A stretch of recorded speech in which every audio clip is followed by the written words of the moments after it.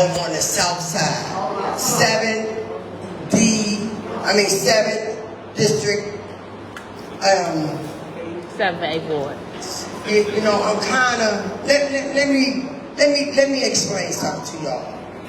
I'm a little upset this morning. I'm not going to sit up here. I'm not going to fake with y'all. I'm not even going to play with y'all. Because that's what I don't do. You know, I had an incident. But I'm going to ask God to forgive me because I don't owe nobody else an apology but him. Mm-hmm. You know, and I feel bad that it happened like that. But things happen for a reason. When you're sick and tired of living in mildew, roaches, rats. That's right. People getting raped. That's right. People getting killed. That's right. People getting robbed. That's right. And this is supposed to be the nation's capital. But other people from other countries can come over here and they get apartments quicker than the people that live here. My thing is take care of home first. Once you take care of home first, then we don't have a problem with you taking care of other people. But it's about us first. We are DC. That's right. We are That's DC. right. That's right. And if don't nobody recognize it, they need to open up their eyes and recognize it now. Because we are going to start speaking up for ourselves. We don't need nobody to speak up for ourselves. That's right. We're going to speak up for ourselves. You know, and I appreciate you all coming out to support this meeting. So I'm going to turn the mic back over to Desmond so he could let everybody introduce themselves and we can get the meeting started. Thank you all. Thank you. Thank you. Good job. Good Mr. job. Anderson, you came in, a little under time. So we'd like you to say something to the group and why you're here. Well, I'm going to be here for the duration. Good morning. Good morning. It's good to be here. I worked with the Attorney General Brian Schraub and of course Ms. Cooper to get this meeting. It's been a long time coming. My view is that this is a good opportunity both for you to understand what's going on with the litigation against the landlord, but also for us to hear from you and however else we can be helpful. Destiny from my office is here, so if there are particular issues we can be helpful with, something very specific, reach out to Destiny. I'm here to help and to listen. Thank you. Okay, I'm going to have Mr. Schwab, the DC Attorney General, and he's going to say some words to you. Good morning, everybody. Good morning.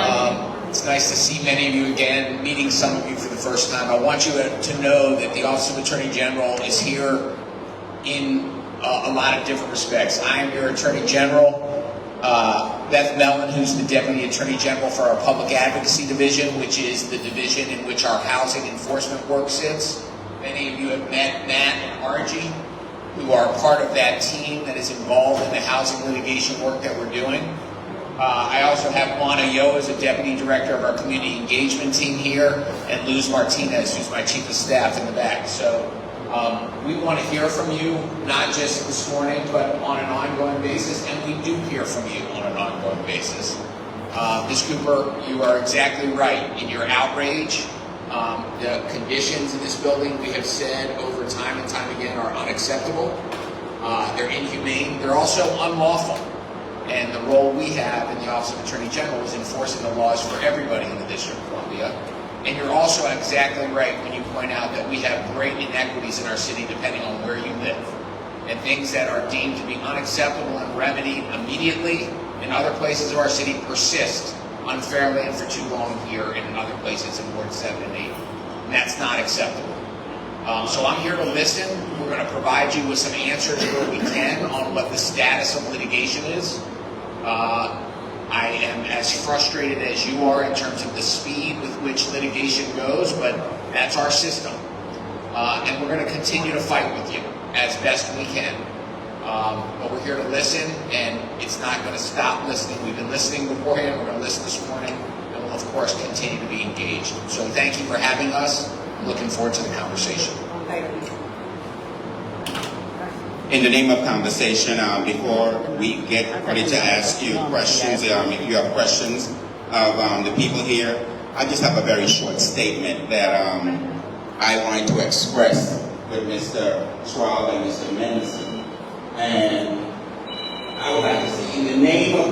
business in the District of Columbia. Let's call it what it is, gentrification. You have allowed businesses, in particular landlords, to violate easy tenants' Bill of Rights. It means nothing in the District of Columbia as far as I'm concerned. We have allowed landlords to violate human rights with deplorable living conditions, violate civil rights, violate Department of Building Housing Code laws. I can go on with the list, but all the while not held accountable because consequential enforcement is almost non-existent in the District of Columbia. Because we would not have so many communities like Marbury Plaza living with these conditions. So why are we here? You would tell us the district has fined the landlords thousands of dollars each time. But look around. We do not see that work. Mr. Mendelson, your report in which you held the hearing showed the Department of Building has significant deficiencies in how to operate and has fallen short of protecting tenants. So why are we here again? Why has this property not been deemed a nuisance property when so many crimes are committed daily? It has become an open-air market for vehicle break-ins, thefts, stolen vehicles, and this goes on a daily basis. I had this conversation with Mr. Schwab a few minutes ago and let him know that almost every other day, vehicles are being taken from this property. If you want tires, pull up to Marbury Plaza, because at any point in time you can take tires off cars, regardless of whether it's day or evening. There's so many other crimes that go on this property that we are being told, oh, call MPD. Well, we call MPD, but we don't see much change over here. Tenants are actually afraid to walk out, and the garbage cans, is less than what? 50 feet away from the buildings. You don't walk out at nighttime to go throw your trash out because you're afraid. You hope to come home before it gets dark. So, because if you park in the garage is an open garage. Like I told Mr. Schwab, it's an open garage. Tenants are paying $100 a month for a garage that has never been closed or has never been secured in almost 3 years. I am one of those tenants. My car has been broken into consecutively twice in 2 consecutive years. Now, is there any footage? None. But they can tell you they have cameras working. The issue around here with management, and I'm going to say management, is that they will tell you, oh, call MPD. And it's like a shooting circuit. You run around like a hamster on the wheel. Because MPD will tell us, well, this is a private property. You need to call security. We don't have 24-hour security in this property. And let me tell you, when we met with management said, oh, well, we can't tell you when security is going to be on the property or not, because that's more of a security concern. So you don't give the criminals, the time when security is going to be here. Well, they know security is not here because crime is happening in the day, in the afternoon, in the evening. So my question, they cannot tell me that security is around here constantly.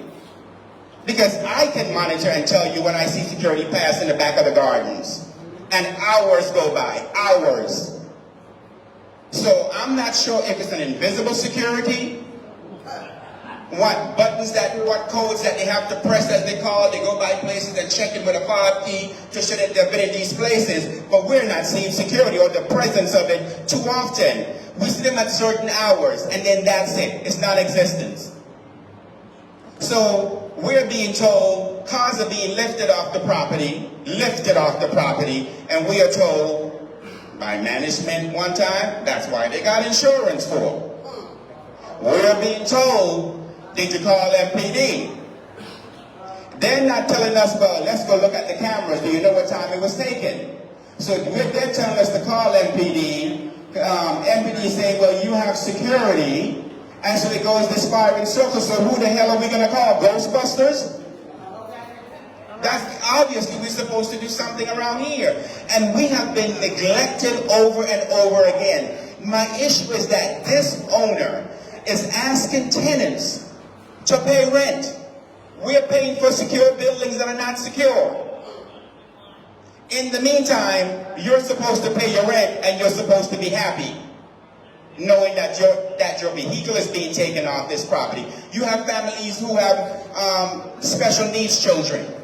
They have to use their cars to go pick up these children or drop them off to school, to doctor's visits.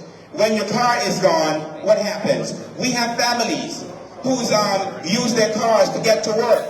But if you can't get to work, how am I going to pay your rent? So some things have to give here. We need to have a bigger presence of some sort of either police. I asked the police, and remember when we had the meeting a couple weeks ago, I asked, because we found out this side of the line of Marion Barry Avenue is 6th District. That side is 7th District. When the captain came here, we asked him, well, okay, if you all could be parked up down there by a liquor store and garden outside that liquor store, and sometimes all the way further down Marion Barry Avenue, why can't we get some presence up here? I said, okay, just for argument's sake, if you're going to be driving up the street, why not just drive into the property and drive out? Because let me tell you what happens. Because police is such a rare existence around here, that when we see the police car, we say, what are they doing here?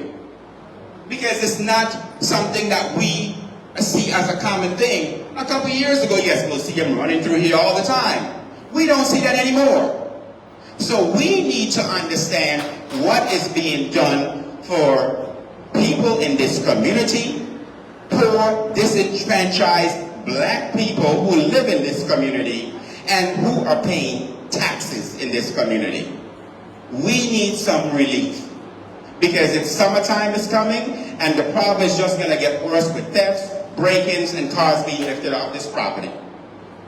Now, I'm going to let Mr. Schwab answer some of my questions. And if Mr. Mendelson, you want to chime in, grab the mic from him.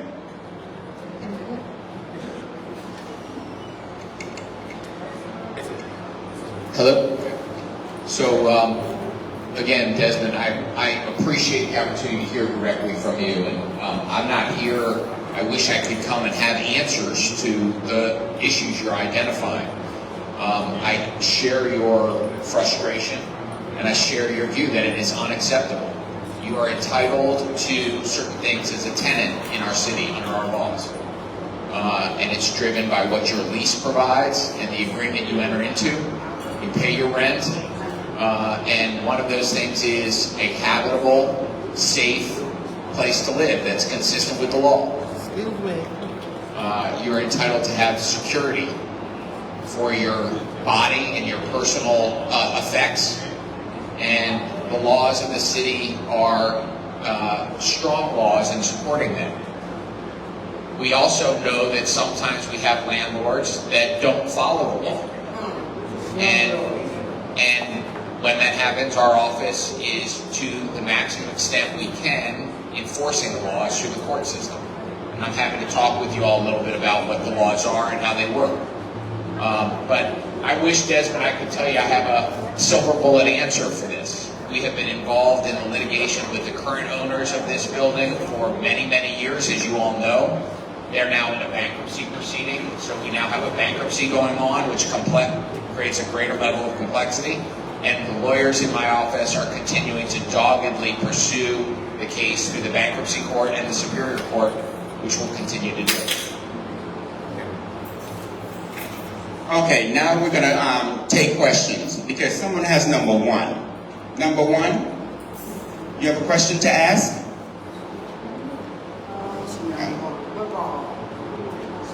Look at your line. Okay, you have a question? You have 1 minute? Speak loud. What's the question? Everything is I have the problem in my and the roach, mice, and bad. Okay, so this tenant is saying the problem that she's having is roaches, mice, bed bugs. And we understand that, yes, they're doing some maintenance, ongoing extermination. However, it appears as if, well, it's going to slow. As you know, Sorry. We have the same situation that you guys have here. You know, all kinds of things. We started the complaint that way back 10 years. I'm sorry. Yeah, I'm sorry. So we have payback, mice, road, security issues, whatever you mentioned, that we have facing it there too. So the landlord is not doing the right thing. They don't follow up at all. They start, so they don't fix it. And we have security issue, we got robbed. So that's what we are here to address, to tell you. Are you at 1451 also? okay. Number 3. Oh, Hello, so my name is Janine Evans. I'm Janine Evans, I'm from Vista Wingate. I don't necessarily have a question, I have concerns. Our concerns is right now the executive landlord, whoever, he's sending out letters and making phone calls, and he's upset that the pool can't be open because people are not paying rent. Our elevator is broken. I stopped on every floor before I got to the lobby, and you're worried about a pool? We have multiple shootings. The blood was left in the lobby. We had to call management before they could get somebody to clean up the blood in the lobby. You know, we have a lot of drug activity in the gardens. So we're having issues like that. Security, we got security. It's just a matter of them doing their job.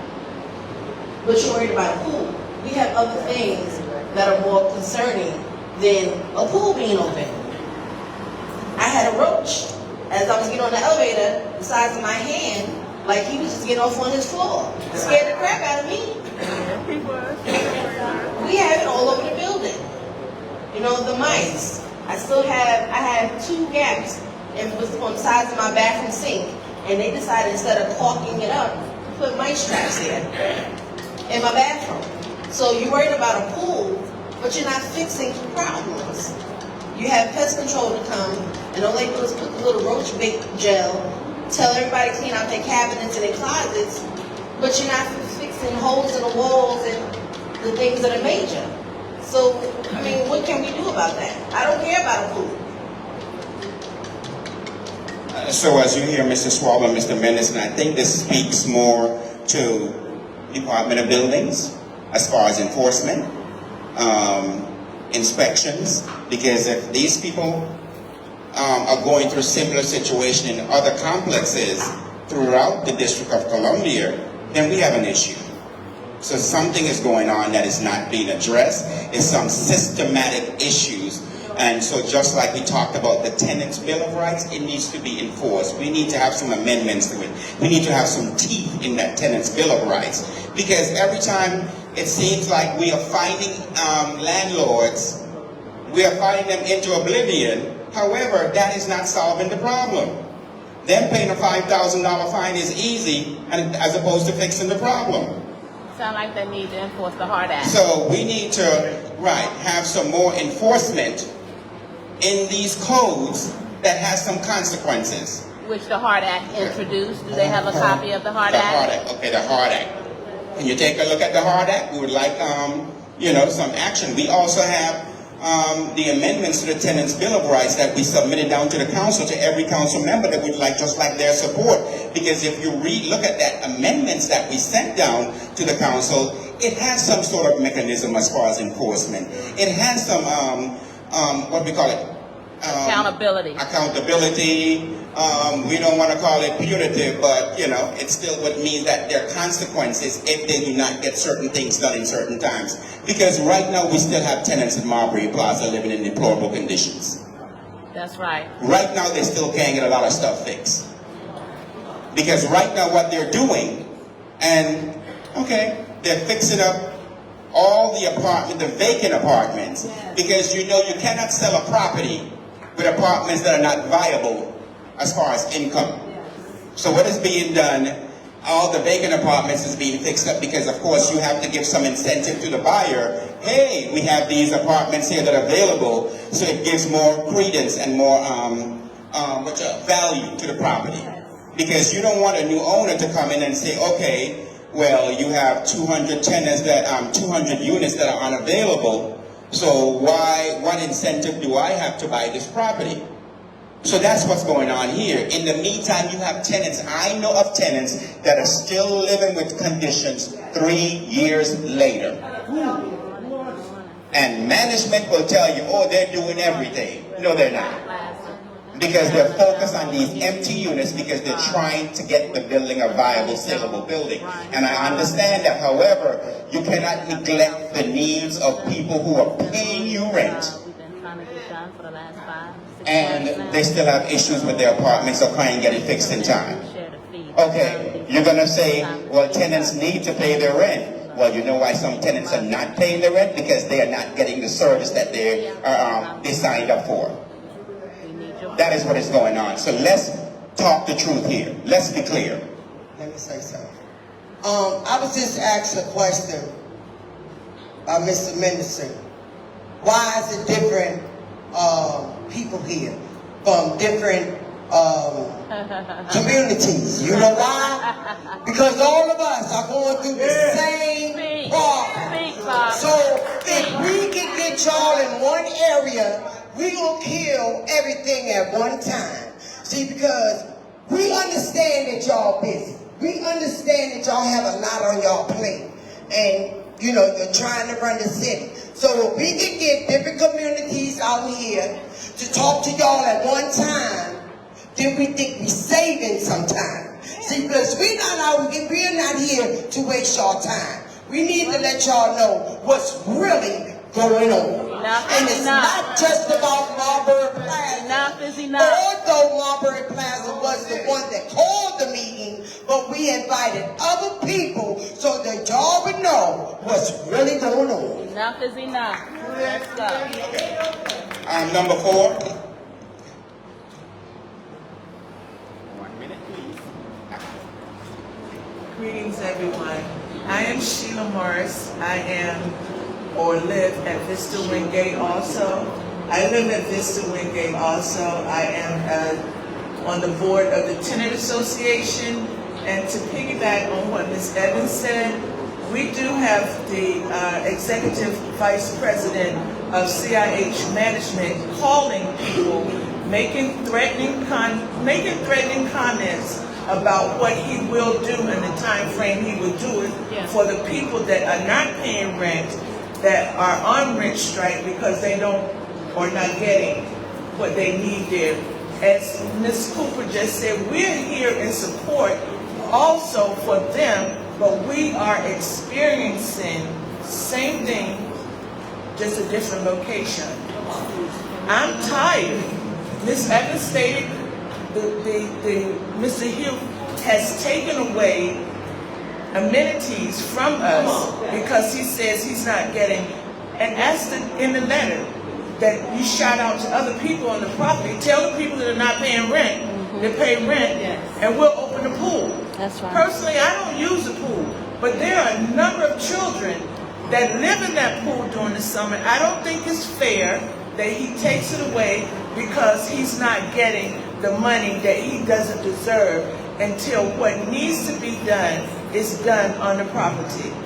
We're all tired. That's why we're here. We're all tired. We appreciate you all coming out.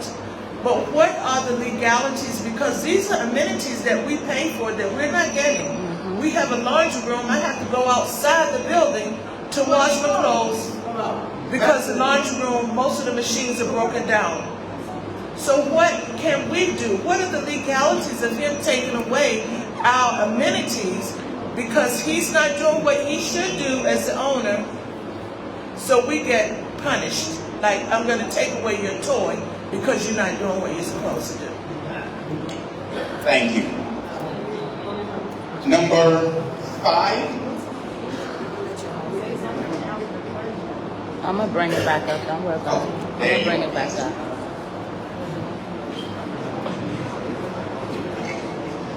I'm I'm a tenant of Marbury Plaza. I think my first question is going to the OAG, and I think you need to, or could you explain to us the process of how we ended up in receivership? Because most of us, the belief is that you actually made the decision for us. If you made a decision for us, I find it frustrating to understand why your first comment would be, I'm trying. Because the first attempt would have been to have let the people speak. Instead, you made, from my understanding, if I'm wrong, correct us all, because I think it's a general perception, you decided to have a private meeting and put us into receivership without giving us our voice. So once again, I have to stress to you how frustrating that is with the cavalier responses that you give us that are very general and standard. We have called meetings with you and almost everyone here more than once. It is time for somebody to take us out of the start line and let us start going towards the finish. We are not ignorant, we are not uneducated, and we are not stupid.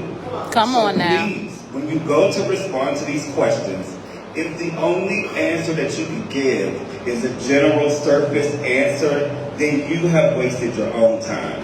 Because it's just going to take us to the next level. Absolutely, So please, absolutely. I'm asking for everyone to not start the conversation off with surface responses, because it creates a negative environment here and it becomes unhealthy to our mental health, which we all know is the platform for a lot of you politicians in this city. Speak on it. So we care about the people's mental health.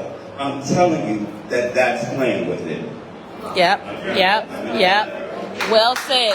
Well said. Department of Building Complaints. Well said. That goes to OAG as well, I believe. When are you going to start holding the Department of Building responsible for all the complaints that they already have, the ones that they did away with and say that we don't have, that our tenants have given you proof that we have it? How long, once again, are you going to keep us at the surface? To the police, you have already been here and had a meeting with us where we explained to you how asinine it is for you to have 10 police cars from 16th Street to Martin Luther King Avenue and none from 16th Street up to Alabama Avenue. And since then, we have now had in one day where we had about 6 cars that lost all of their tires in a place where people are still trying to pay their rent. And to the office finally. It is a myth that people are not paying their rent. They're just not paying it to you. That's right. That's right. That's right.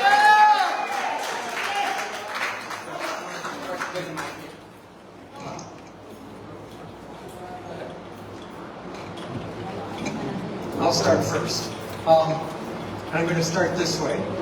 There's 3 issues as I hear them. First of them is the housing code and the fact that the housing code is violated one way after another way after another way.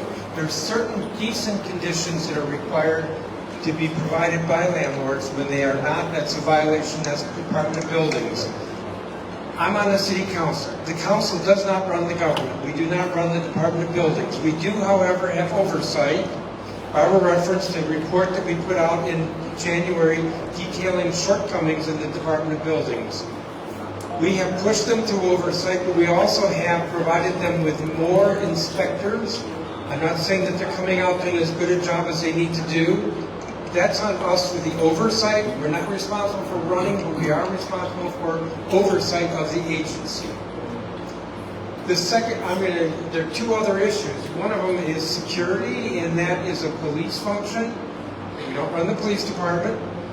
Destiny Riley from my staff is here. We take complaints when we hear them, and we follow up either with the commander of the 7th District or with the Department of Buildings with regard to specific issues. Some of you know I've been out at this building a number of times, walked around the property, seen conditions, brought it up to the Department of Buildings.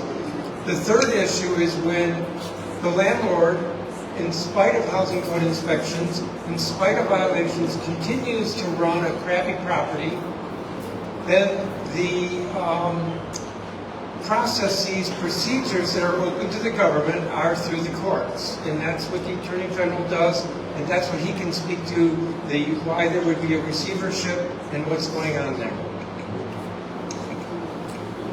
Thank you for the question. I don't mean to be superficial, so let me tell you specifically to try to respond to your question. The receivership process that we're in right now is the culmination of a legal process that starts with the enforcement or lack of enforcement of the Department of Buildings in a series of complaints that go to a landlord, that put the landlord on notice that the landlord needs to remedy conditions. The law is clear in our city about what a landlord must do under our law. When a landlord neglects to do what the law requires and complaints come into our office enforces those cases through lawsuits against the landlord. One of the remedies that's available to us in pursuing a lawsuit is to seek a receiver. It's to say to the owner of a building, you're not doing what is required by the law. The court is now going to take over and do what you should have been doing in the first place. That is a very serious remedy that's out there under the law that hopefully cases don't get to. Hopefully landlords get back into compliance. When they don't, as was the case here at Marbury, you get to a place where there are sanctions, fines, penalties, and then ultimately a receiver. You talk about whether there was communication with the tenants before a receivership was appointed, and I want to let my team talk to that. But I do want to draw a distinction between the receiver, which Mr. Slover is now of this property, and the bankruptcy, which is a separate receiver. Because after the Superior Court imposed a receiver, the owner of the building filed a bankruptcy. And that took the case from the Superior Court into the federal bankruptcy court. Our lawyers chased the owner into the bankruptcy court and got relief from the stay of the federal court to be able to come back and continue the process in the Superior Court of the litigation, including holding personally liable the gentleman who stands behind the LLC who owns this building. Those legal procedures are going on. I wish they happened more quickly. We have due process in our system, as we should. Sometimes the legal process takes longer than any one of us wish. But there should be no misimpression in this community that the Office of Attorney General has not tried to push on every legal lever we have. We also have tried to be in close communication with the tenants here during that process. And I want to have my team talk a little bit about the communications that led up to both the receivership and the bankruptcy, so there's no confusion. You talk about a private meeting. I want to make sure that everybody understands what happened and what didn't happen. Okay? Thanks, Brian. So the receivership motion was filed in August of last year, if you all remember. And we came out, Brendan and I don't know if you remember my colleague, also tall, lanky, white guy. We were out here and we had these meetings and we messaged to you all, like, look, this isn't happening fast enough. The most important thing in this case is getting these issues fixed. And we said, look, we're forcing the owner to do this. Judge Travis issued a big contempt order giving a rent abatement to tenants so that the owner had to take responsibility and get the mold done and the elevators fixed. But he wasn't moving fast enough. He wasn't moving fast enough for you all. That's the message that we heard. So we filed a motion to appoint a receiver. And that's why we did that. And so that motion then took months to litigate because instead of doing what they were supposed to and investing in this property, the owner went to bankruptcy, right? And they put themselves into bankruptcy to attempt to shield themselves from liability from our action and your guys' proof of claims. And we followed them there. And at that point, and I think the issue and the miscommunication that happened when we were in bankruptcy court, we felt, as the Office of Attorney General, that we needed to get permission from the owner because the way that bankruptcy works, to get a receiver appointed. In bankruptcy, there are just different rules than there are in DC Superior Court. In DC Superior Court, we don't need to ask an owner's permission. We just go and we litigate this and we get a receiver appointed and they get the work done.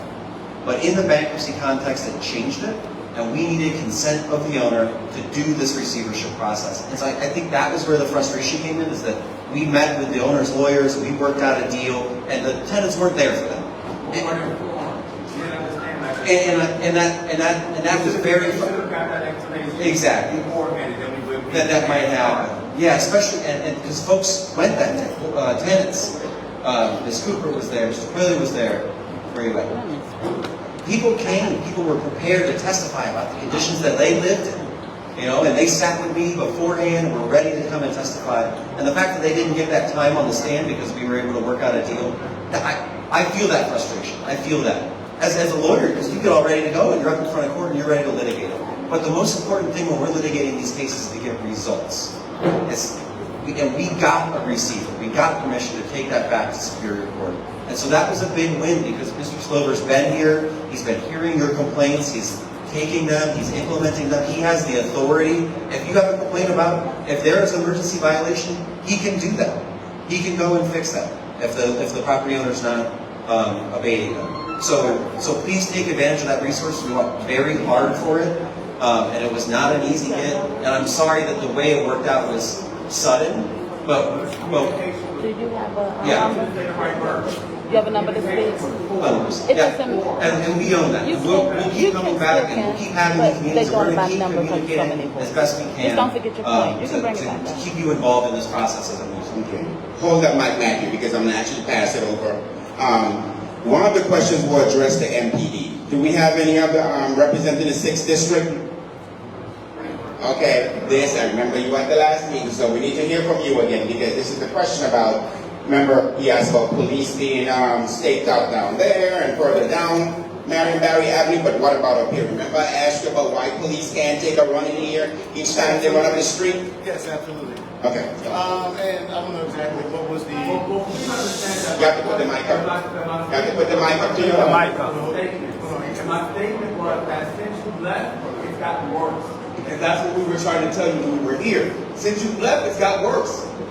We've never had, one day we had like 6 cars that didn't have no tires on them. None. We've never had it like that. Usually it's one here or one there. No, just 6. We've had so many incidents that are going on inside the parking lot. We vehemently explained to you how serious it is in that parking lot. Most of the people who are able don't park in the parking lot. It's the elderly people that we're fighting for with that parking lot. Because the elderly people park in there because at one time they felt safer. So since you left, it's gotten worse, and we still see more police down the street. It's not making any sense. So it makes us feel like when you came up here and said you were building a relationship, that you're doing what it is that I still feel is happening right here. That you just came to represent so that you could say you represented, but there was no action. So once again, we're asking everyone at this meeting to take us past start. Don't keep us at start. You took us past start with that problem because now we understand what happened. We didn't understand that. And we should not have had to address that. That should have been your job to explain it to the people.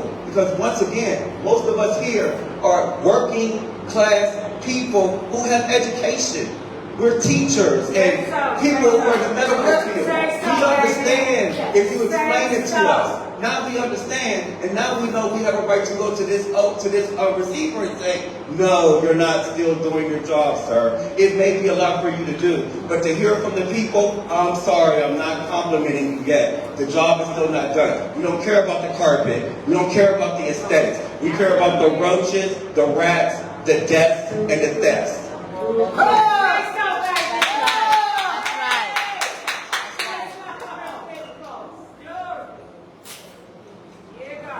Okay, and like I explained before, because it is a private property issue. Because You have to put the mic up. okay, I'm sorry. Because this is a private property. So I understand you guys have security on premises, right? No, we don't. Do you have security assigned? Remember last time we were here, we don't have 24-hour security. Remember we talked about that? Well, there is security assigned to the property. There is security, yes, there is security, but it's not a 24-hour security. Okay, yes. That's the answer. Okay. Yes. So you have limited security. Correct. So, and like, I'm sorry. About 3 hours or less. There was call right there. When something happened, you go, you can't find it. So there be like an hour or so, see right here in the back. So it's not 24 hours or 10 hours. They just sit in that truck or in that car. Right there. Thank you, everybody. Thank you. Thank you. Thank you. Now give them a chance to. Is taking care of the management, and I don't know if this through the association or not. Fee change. I'm sorry. Fee change is a security company. Okay, but that's something that's handled through management and Yeah. okay, yes. So MP does not handle that. We do not assign patrols to private property. And I'm not asking that. no, that's I'm asking you to simply come up the street from where you are and patrol. I don't be ready to give us one of them answers again that just make us angry. I'm simply saying there are crimes being committed here, and so now that's your responsibility. And it's not being handled. That's what I'm saying. I'm not asking you to come up here and sit up here. I'm not asking that. I want you to answer my question. My question is, if you know that the crime is getting worse, and you got 12 police cars 3 blocks away, why can't one of them be assigned to come up here every 3 hours, anything? Nothing has happened since you left. Not even 15 minutes of that. None of that is happening. Coming in here and sitting in here and socializing and talking for a minute and then going on about your business is not what we need. We need just a simple person that just rides around. Once or twice. There's 5, 6, 7 police cars down that street right there. You know what I'm saying is true. We all know it. We all probably driving once or driving on the street.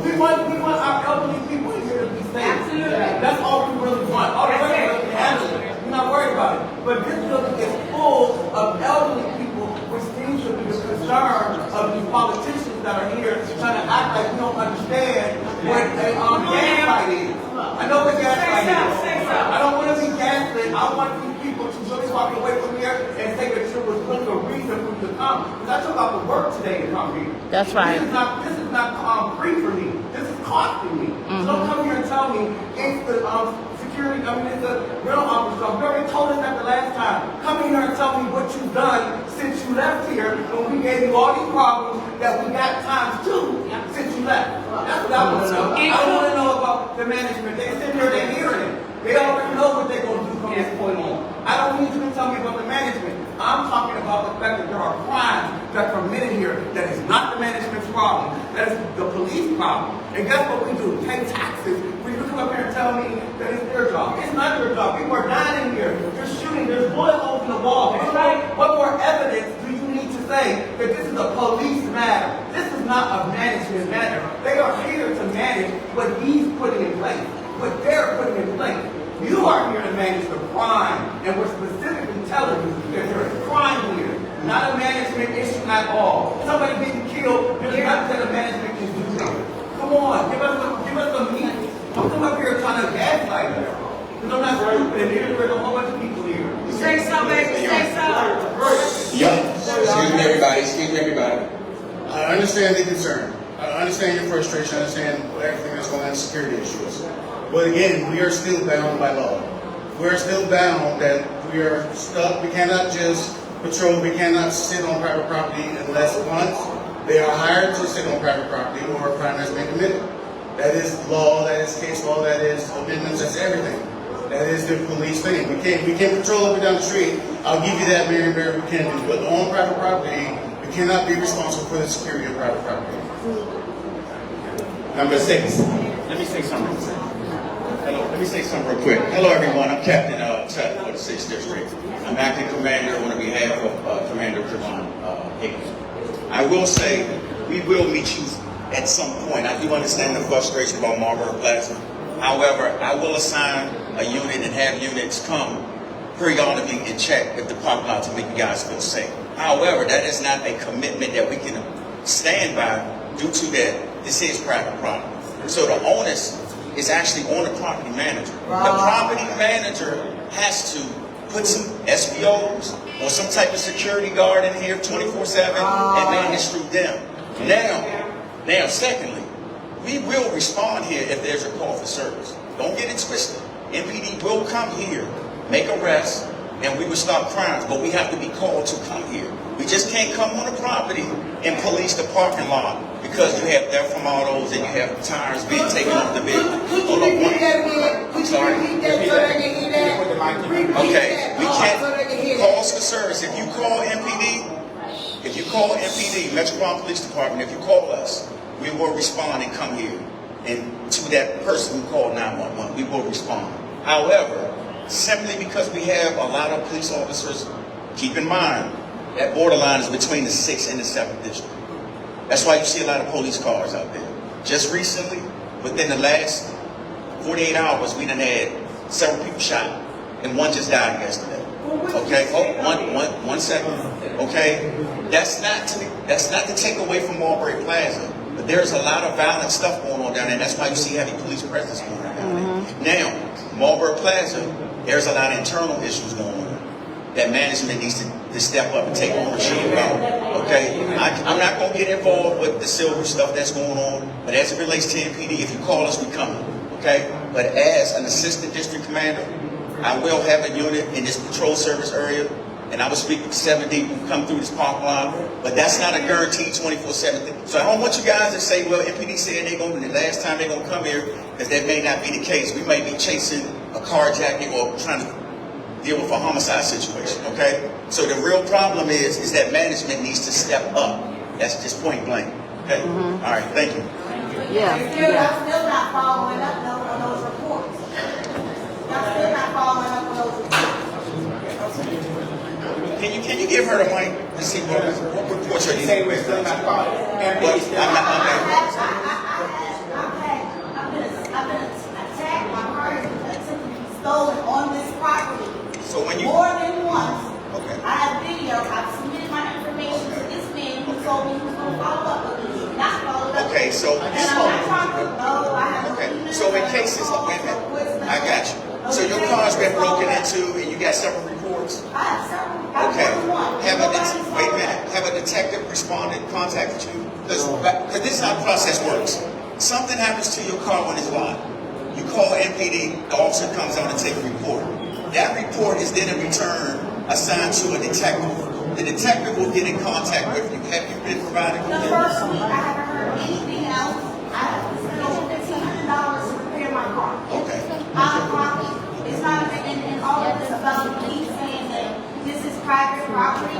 This is still the District of Columbia. Yes, I And people understand. like me file taxes and pay taxes. I got it. It supports you as the MPD. And I appreciate that. Right. So I'm not understanding why I keep trying to blame it on this person and that person. We just want accountability. Because this is just going back and forth. Management, MPD. Management, MPD about what's going on. Listen, I get your frustration. And I would probably feel the same exact way, okay? I'm being honest with you. I'm a DC Washingtonian native myself. And I've been in patrol, I've been managing and supervising this area for 15 years. So I understand. But I will say to you, I will work with you. If you have anyone in here has a problem about a report, you can contact me personally. And I see to it that you get the assistance that you need. However, this is private property. Now, I'm willing to have officers come on private property and come around the parking lot and make you guys feel safe. But technically, we can't patrol private property. If you call us, we're going to come on the property. If you call us about a report, we come in and we're going to provide you police services. Then something happened in the hallways and or the SPOs and security guards need us, we will respond here in the system as well. Okay? But my next question is when you say that this is private property, right? But this is a private property that is like in the documentation that is funded by the government. So how private is it? So you're going to have to take that up with the DC Council. That's way above me. It's private property. Yeah. We can't, by law, we can't just come on private property. Okay? Thank you. All right, everyone. I'm Dr. Rondell Hamilton. I am the president of the Healthy DCME Leadership Coalition. We advocate on Marbury Plaza as well as Wingate, as well as Woodbury Village and some of the other communities in the city, across the city. There are many of you here that are from those different communities because you have the same outcomes. And so what I want to do is try to help us get this meeting to where it's intended to be, and that's a meeting of action. We are responding and hearing responses, in my professional opinion, from a reactionary standpoint. You see, their responses aren't satisfying to you because they're starting from a place of low standard. Okay, none of them up here will trade places with you to live in your communities, because if they did, then the outcomes would look different. And so while we believe that they mean well, Mr. Mendelson, when you say that that's not your department, the council doesn't do this, what does the council do? I asked you this question in November because a city with services that don't have proper oversight, give me a minute, because you cannot believe that I'm going to stop there. Not with the conversation you and I have been having. And this goes back for some history to Woodbury Village. Back over 3 years ago, Ward 8 Southeast DC, we had you on your knees looking at the mold. We showed you the mushrooms growing in the ceiling.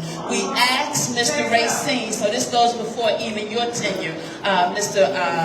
Attorney General, so we'll catch up to you. But I need our citizens to hear the history so that they don't believe that your posture here today represents your ability to just be understanding this.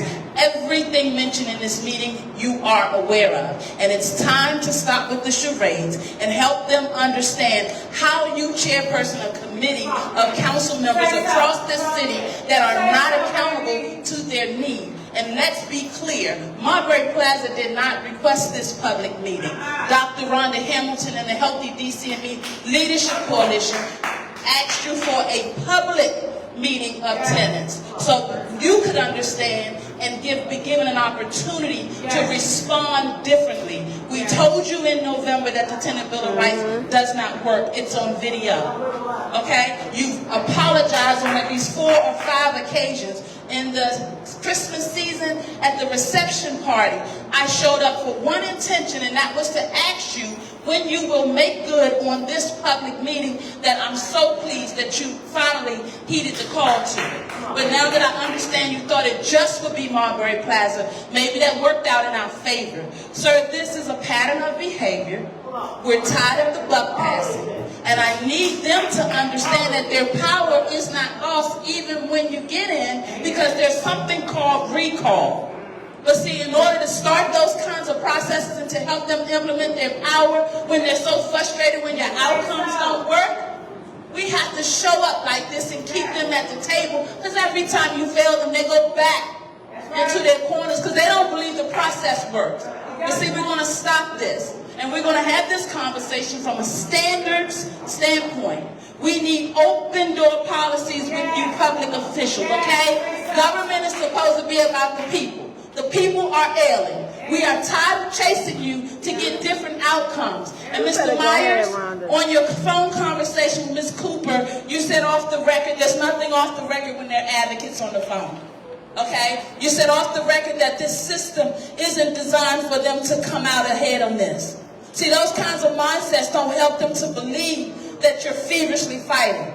We happen to know that there are an abundance of millions of repairs needed on this property. And we do understand bankruptcy court, they have different laws. But for an ownership that's been in contempt of court for 2 years, and you didn't have a strategy, we told you about this at Woodbury Village.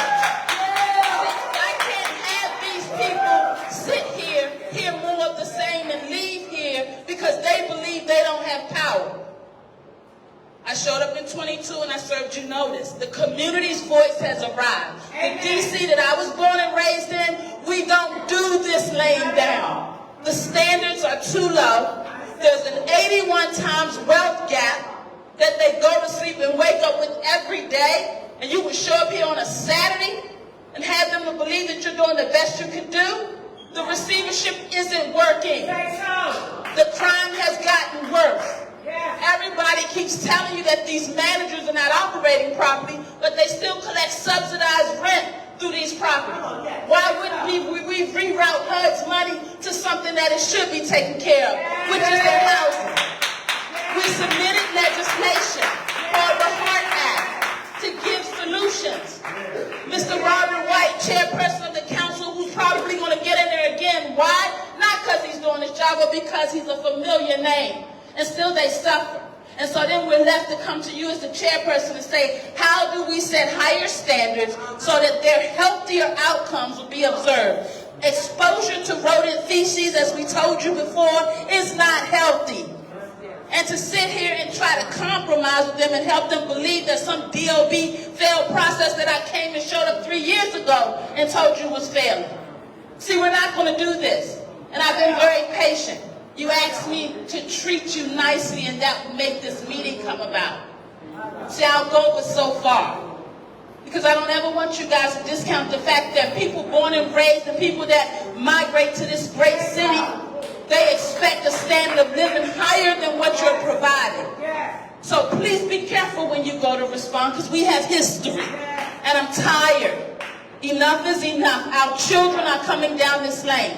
You're taking notes at a meeting and you've been on a job how long? We've been knocking these doors. I got a list for you if you'd like to know who and what and where. We've knocked doors in Wingate and you hear them tell you that blood is in the lobby. The drugs are in the basement. And the guns are in their communities. How about we draft a system, Mr. Myers, since the one that you observe and work in won't help them come out on top? How about strategies that will? Why was there no mechanics lien put on this property so when bankruptcy court went to pay out the most important liens, at least the tenants would have a fighting chance? Now you have them hoping and wishing that this management company would do something that none of them have done in 2+ years. Those are reactionary strategies. So just in case you didn't truly understand what this meeting was about this morning, I needed you to hear from them first so you wouldn't reduce it to me being a pain in your butt. See, I don't have a problem with that. Born and raised in this city.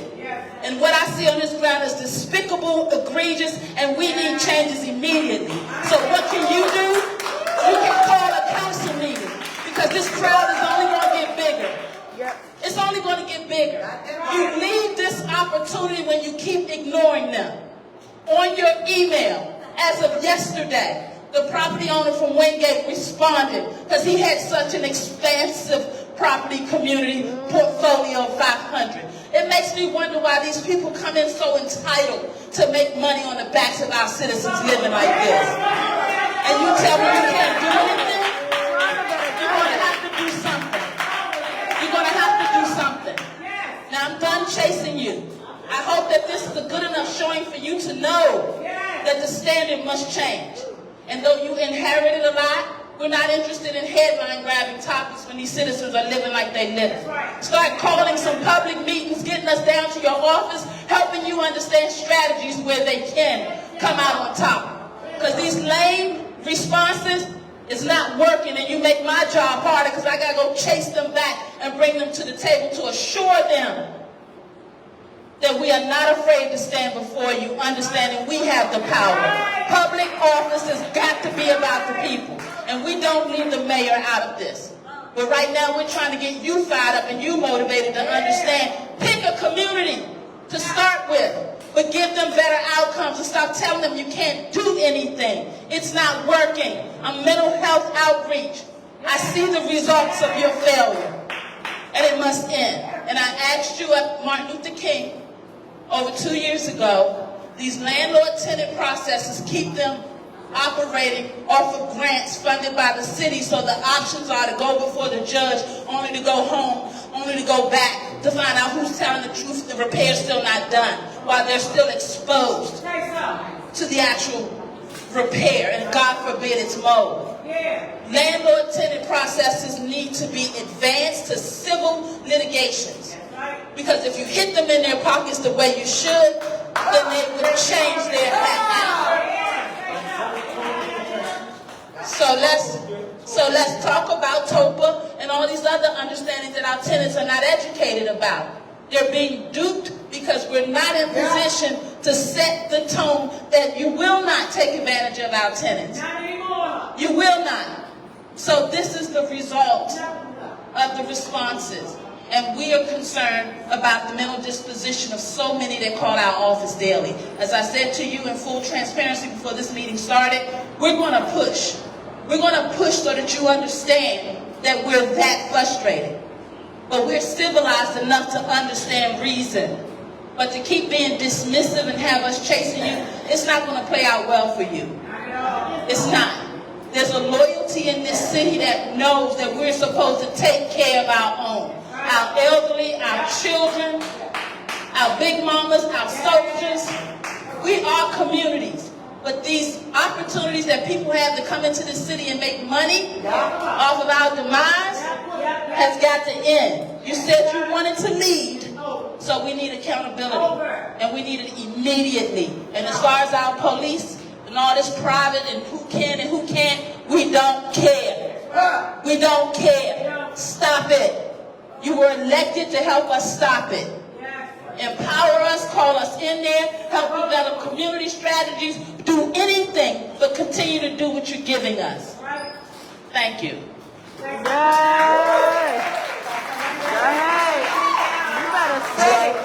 Hello, we on number 7, y'all. We on number 7. We have, oh, number 6. Thank you, baby. Thank you. Good morning, everyone. My name is Tamora Redmond. I am president of the ad hoc committee for those tenants who filed in the bankruptcy claim.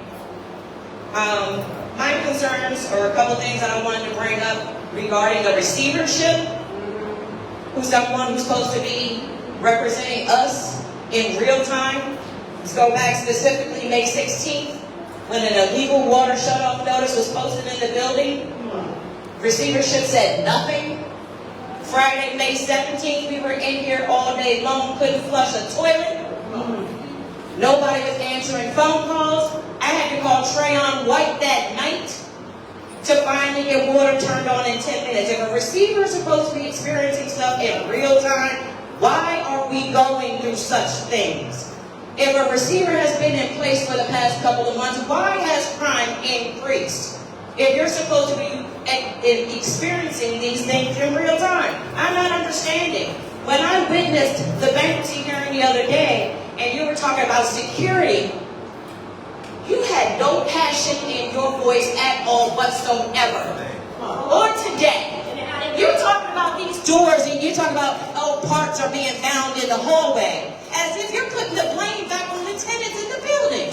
No, you should have been in that court building talking about a garage door that's been broken for 5 years and nobody touched it. Now, they're taking the team that's supposed to be doing the remediation, doing the mold removal. Now you got that team working on a garage door?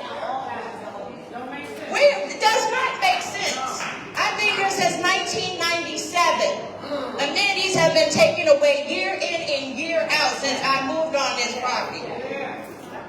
And no one on council has backed us up since then. It's been a revolving cycle. And we are tired of it. Like Ms. Hamilton said, let us hear something different. I'm in landlord-tenant court. Why?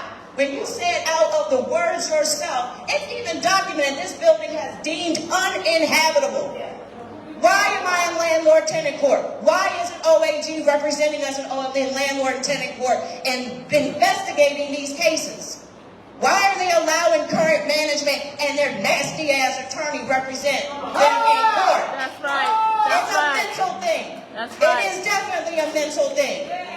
Because he is nasty when he speaks to us in court. Do you want the receiver to answer your questions? I want everyone to answer because Well, OAG you set asked up some the questions receiver. about the receiver. Where's the checks and balances of the receiver? I think He's the supposed to be receiver should doing answer stuff the in question. real time, and he's not. So And the phone calls that go to your office, you don't return them.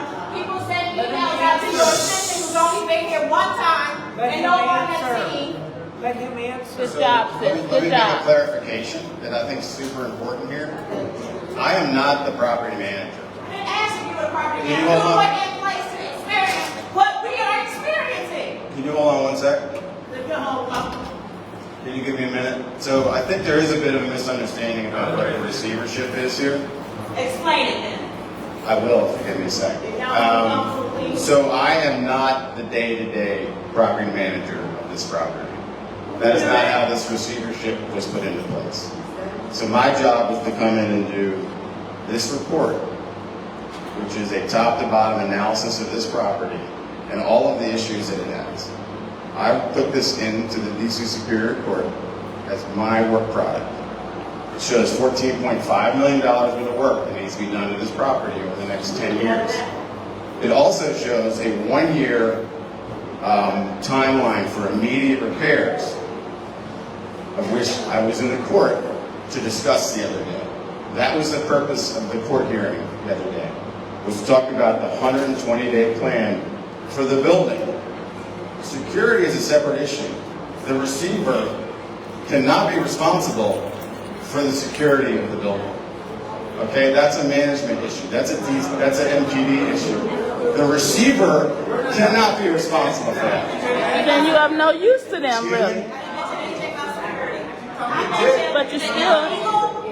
Water notice that was posted in the building, the illegal water shut-off notice that was posted in the building. You're supposed to be here protecting our rights. And no one said anything about that illegal notice that was posted in the building and the fact that on that Friday with no notice at all about the water being shut off. How did you work in your office that day? Well, it's in part, I don't want to get into this, what I should and shouldn't be doing, but my job is not to be in this building every single day for every hour. I do this because that's what I want to do. I come here because that's what I want to do. And so the receivership is not designed that way.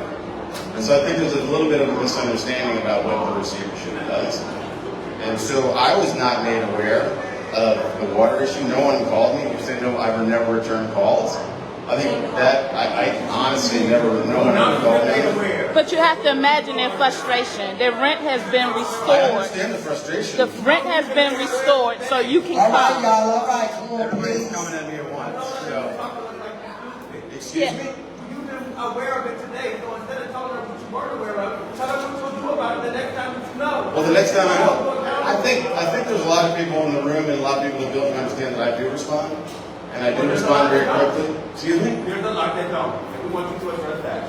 Well, I don't. Don't feel that way. Sir, she's simply asking you to educate the people of what your job is in response to health hazards that are going on in the building. Our specific question was, if you're here to represent the damages that need to be talked about in court, how do you educate these people when they're doing things that are illegal, like shutting off water and not informing the tenants? She was very clear about what she asked. And then you're going to do what this lady asked everybody not to do, which is to pass the buck. All you have to do is say what you are here to do, not what you're not here to do. I'm not passing the buck. What I'm trying to tell you is I can't respond to something I don't know about. I'm saying that she told you today, so what are you going to do about it? Well, I can't do anything about what happened before. But if someone reaches out to me, if you let me talk, if somebody reaches out to me, I will certainly respond. I think that most people understand that. And so She just reached out to you. Yeah. She just told you that we had no water 2 different days. So what we're asking you is, what could she have done better about that to get you? call me directly on the day that the issue was. And it ain't like, excuse me, Mr. B. Excuse me, Mr. Silver. You didn't know about the water being shut off at all? Hold on for a minute. And these papers was put out for every single tenant. Every single tenant. I personally, myself, went door to door. It took me 4 days to do it. So whoever don't have the information, I had copies. So you could personally get in touch with Mr. Slover and address your issues. But again, I feel as though what they are saying is, whenever something go on, they just shut the water off. We don't get a notice. They can't flush the toilet. I could be in there with a perm in my hair. I have been in the shower with a perm in my hair. I had to hurry up and drive over to my mom's house because they shut the water off. But you can put notices on our door to say, we owe rent.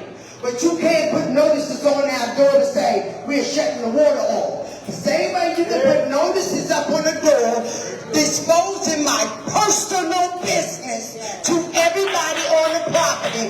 Put a notice on the door saying the water is going to be cut off. I believe it's 24 hours or 48 hours ahead of time. They need to do something different. Because my thing is, I don't want to be in a house piping hot.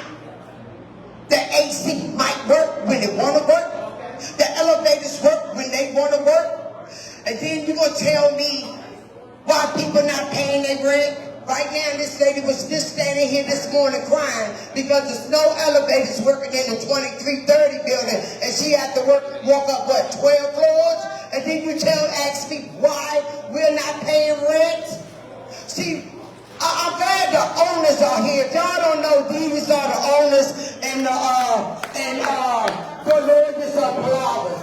So I want to introduce them to y'all. So my thing is, all the meetings that we done had, listen, all the meetings that we done had in this building, now that we done got Mr. Mendelson up here, and Mr. Swab's up here. They want to show up.